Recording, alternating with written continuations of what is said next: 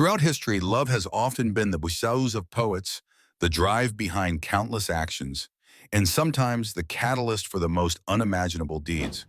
Crimes of passion, where emotions cloud judgment, have left indelible marks on our cultural consciousness, reminding us of the thin line between affection and madness.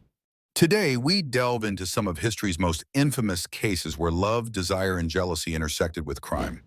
Our journey begins in France, the land of romance and tragedy, with the haunting tale of Marie Lafarge. In 1839, Marie, a young and educated woman, found herself in a marriage arranged by her family.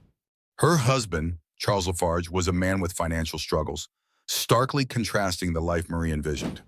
Dissatisfaction quickly brewed, and soon Charles became ill after consuming a cake prepared by his wife's hands.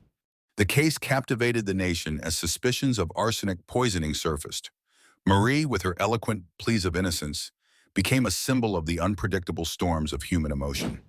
Despite her protestations, she was convicted, and her story became a cautionary tale of how love can turn lethal when intertwined with ambition and despair.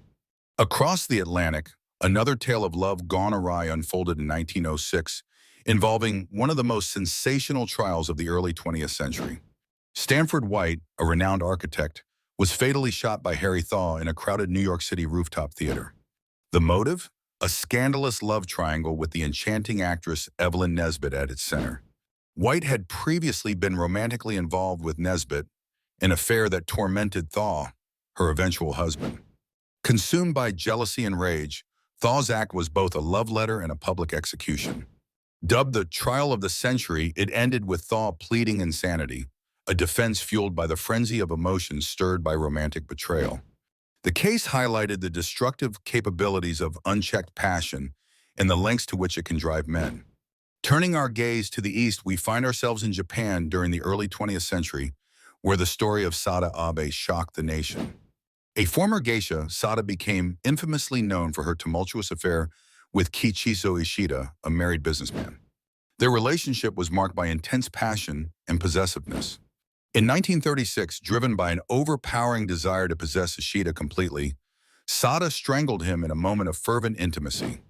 Her subsequent actions, which included a grotesque souvenir of her act, sent shockwaves through Japanese society.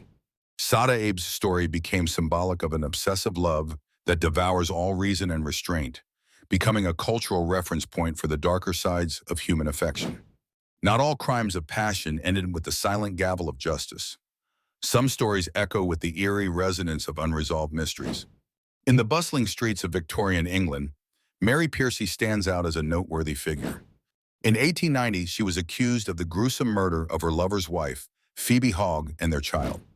The evidence was damning, with Piercy found in possession of blood-stained items and a questionable alibi. Her alleged motive? Unrequited love turned sour.